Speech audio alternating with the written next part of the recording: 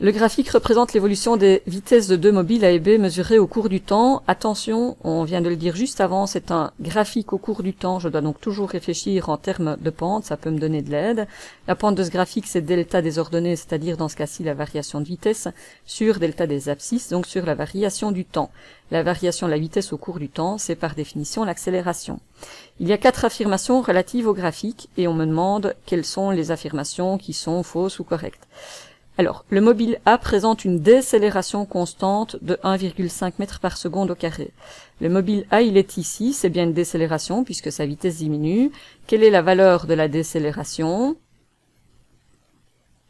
C'est delta V sur delta T, c'est-à-dire la vitesse finale 6, moins la vitesse initiale 12, le temps final 4 secondes, le temps initial 0, donc divisé par 4 moins 0, ça fait moins 6 divisé par 4, moins 1,5 mètres par seconde au carré. Donc au signe près, c'est correct. Ou on peut me dire la décélération constante de 1,5 mètres par seconde au carré. Si je sais que la décélération a un signe opposé à la vitesse, ça peut donc être correct.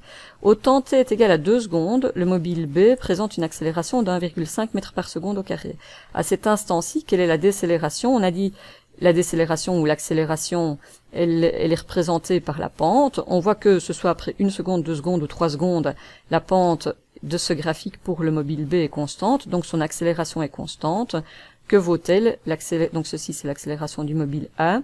L'accélération du mobile B, ce sera la vitesse finale, c'est-à-dire 6, moins la vitesse initiale, c'est-à-dire 0, divisé par le temps final, c'est-à-dire 4, moins le temps initial, c'est-à-dire 0.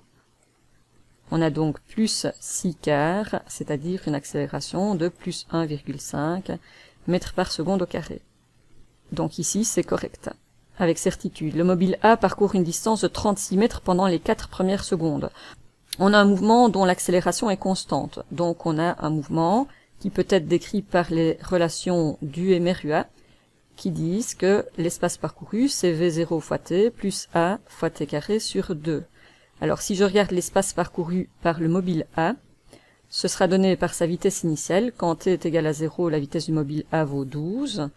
Donc 12 fois, on me parle des 4 premières secondes, 12 fois 4, plus A, le mobile A a une accélération négative, c'est-à-dire moins 1,5, fois le temps au carré, divisé par 2.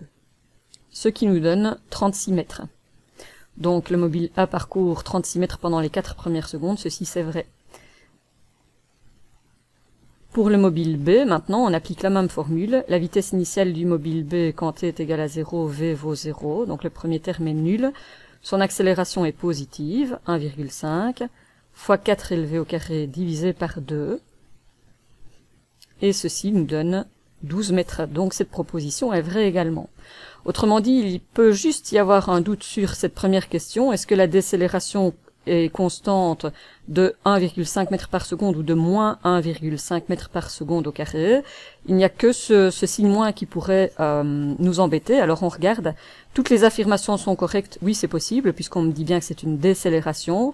Toutes les affirmations sont fausses, ben, ça avec certitude, ça n'est pas celle-ci, puisqu'on sait que les 3 propositions ici sont vraies. Seules les affirmations 2 et 4 sont fausses, ceci ce n'est pas possible.